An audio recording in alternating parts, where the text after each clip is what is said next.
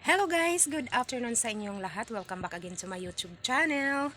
So, for today's video guys ay mag-i-intro lang tayo sa ating video kasi hindi tayo nakapag-intro dahil may nag-videoke sa ating kapitbahay. So, ngayon tayo mag-i-intro guys.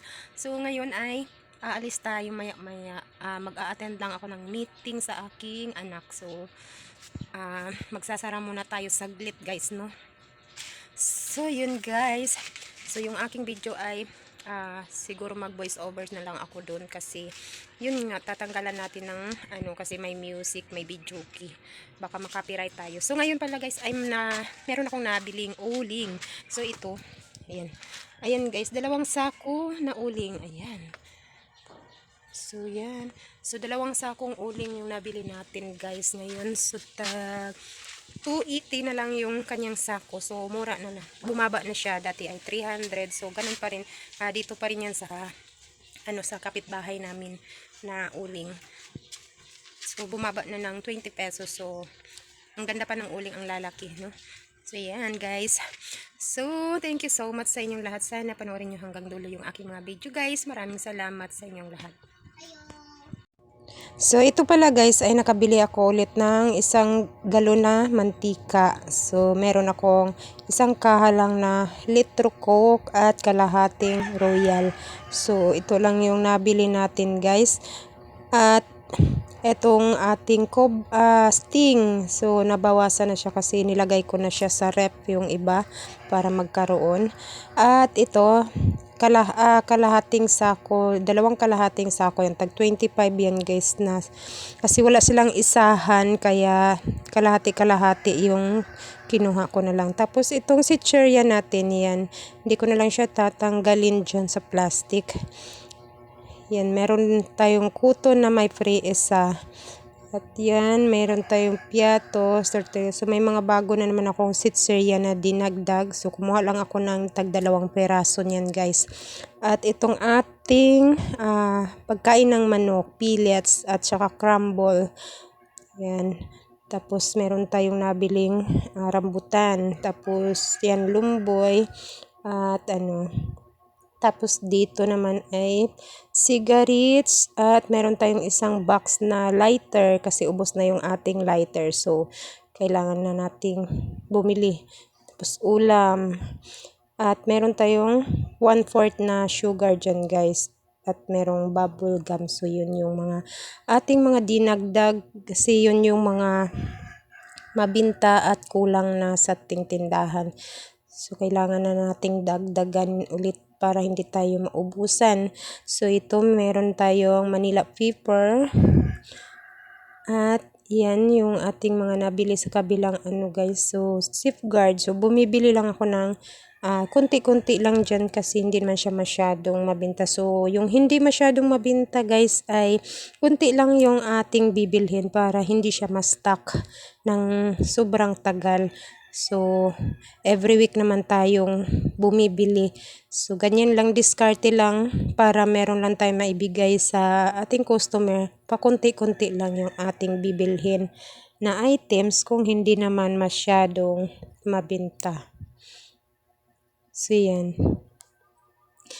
At, ayan, konti lang yung nabili ko sa kabilang store, guys. Kasi, halos lagi din silang walang stock ng mga items na kailangan ko. Kaya, minsan, konti lang yung mabili ko sa kanila. Kaya, kailangan kong mauna talaga sa Pure Gold. Dahil kung anong wala doon ko na lang sa kanila bibilhin para hindi na ako pabalik-balik at hindi na siya magastos sa pamasahe. So, yan, diskartihan na lang natin para hindi din tayo mahirapan. Kasi nakakapagod din mamili guys. Sobra pang init at yung pagod, yung pila, lalo na pag mahabang pila, sakit na ng paa mo sa kakaikot-ikot paghanap ng mga items.